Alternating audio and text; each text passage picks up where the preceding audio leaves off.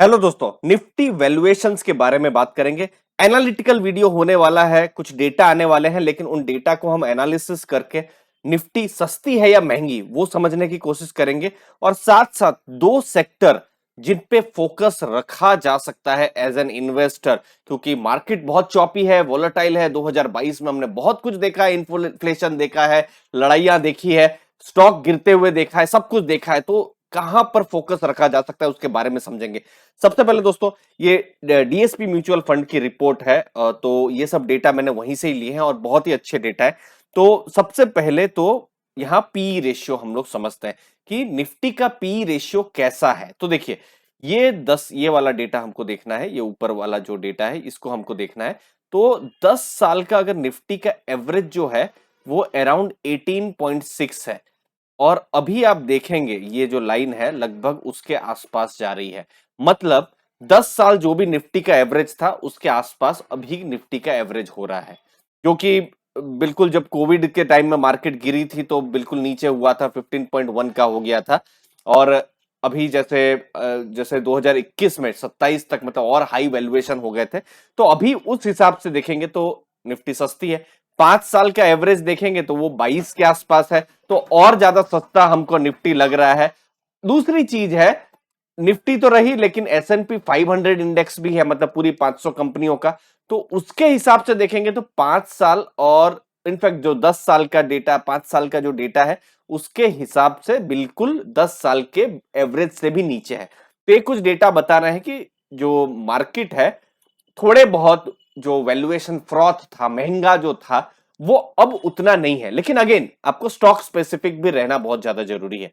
दूसरी चीज है, वैल्यूएशन जो है, जो रीजनेबल है, यहां पर एक और एनालिसिस हुई है जहां पर ब्लूमबर्ग जो प्राइस टू अर्निंग है वो 18 की अभी आई है। ठीक है, और स्टैंडर्ड डेविएशन के हिसाब से इस रेंज में होनी चाहिए, लेकिन उस रेंज से भी नीचे है। समझ लीजिए इस रेंज में यहां पर हो तो ठीक है, समझ में आता है, लेकिन उस रेंज से भी नीचे है। तो एक चीज बताती है कि जरा जो मार्केट है एटलीस्ट एक रीजनेबल रेट में है, वैल्यूएशन एटलीस्ट रीजनेबल है, बहुत महंगे नहीं है, जो कि 2021 में दिख रहा था, जहां पर हम बार बार कहते थे कि नहीं मार्केट महंगा है महंगा है। अभी तो स्टॉक भी बहुत सारे गिर गए हैं, तो कहीं ना कहीं अभी अपॉर्चुनिटी बन रही है। तो कहां अपॉर्चुनिटी बन रही है उसको भी समझना है। तो देखिए, ये भी आपको एक डेटा है जो आपको बहुत थोड़ा सा कंफ्यूज कर दे, लेकिन यहां पर दो इंडेक्स, इनफैक्ट तीन चीजों को कंपेयर किया गया है, बैंक्स को और मेटल को और ऑटो इंडेक्स को मेटल के साथ। तो जनरली जैसे फॉर एग्जांपल ये वाला पॉइंट आप लीजिए, ठीक है। ये वाला पॉइंट क्या है, बैंक और मेटल्स जब कंपेयर होते हैं, तो जब बैंक और मेटल कंपेयर होते हैं तो बैंक एकदम जैसे इस पॉइंट में हाई वैल्यूएशन में थी, आप देख सकते हैं। और जो ऑटोज जो और जो मेटल जो थे लो वैल्यूएशन में थे। Bank divide by auto, sorry, bank divide by metals. Similarly ये जो पॉइंट है, ये वाला जो ब्लैक कलर में आप देख रहे हैं, ये है ऑटो का। तो ऑटो डिवाइड बाई मेटल्स, तो ये इंडेक्स पीक में था। तो आपने देखा होगा जैसे 2019 में मेटल्स को कोई पूछ ही नहीं रहा था, ऑटो सेक्टर फिर भी थोड़ा चल रहा था। लेकिन आज 2022 है, मई का, जून का महीना है, अब बैंक्स को कोई नहीं पूछ रहा है, ऑटोस को कोई नहीं पूछ रहा है, अब मेटल मेटल की ही एक बड़ा बुल रन चला है। लेकिन अब चीजें चेंज हो गई है। और आपने मई महीने में देखा होगा कि ऑटो सेक्टर ने अच्छा किया है, बैंक्स ने भी कंपैरेटिवली अच्छा किया है, लेकिन मेटल्स नीचे जा रहे हैं। तो ये एक अपॉर्चुनिटी बनती है फ्यूचर के लिए, ऑटो सेक्टर के लिए और फाइनेंशियल सेक्टर के लिए। मतलब ये एक ऐसा टाइम है जब आप लेंडर्स जो लोन देते हैं उनको ओन करना ज्यादा इंपॉर्टेंट हो जाता है, न कि बोरोवर्स जो स्पेशली ऑटो सेक्टर में, सॉरी, या मेटल सेक्टर में जो है वो है।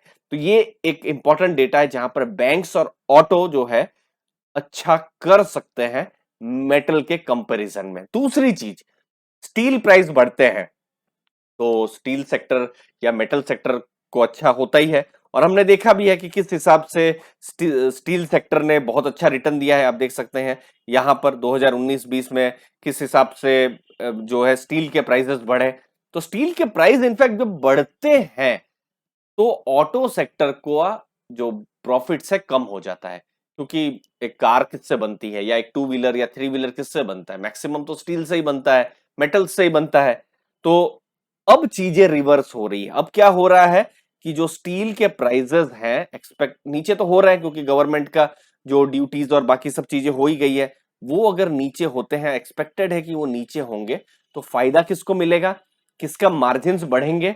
वो है ऑटो सेक्टर के। तो ऑटो सेक्टर के मार्जिन इनफैक्ट बढ़ना शुरू हो गए हैं और एक्सपेक्टेड है कि ये बढ़ भी सकते हैं, जो कि यहां पर आप देखिए मई जून कोविड के टाइम में बिल्कुल नेगेटिव हो गए थे। तो इसीलिए ऑटो सेक्टर पर ध्यान रखा जा सकता है, बैंक्स पर ध्यान रखा जा सकता है, लेकिन मेटल शायद इस पॉइंट पे थोड़ा रिस्की हो सकता है, जिसको इन्वेस्टर को ध्यान में रखना है। तो दोस्तों मुझे उम्मीद है वैल्यूएशन का आपको आइडिया आया होगा, सेक्टर्स का आइडिया आया होगा। आपके समय के लिए बहुत बहुत धन्यवाद। थैंक यू वेरी मच दोस्तों।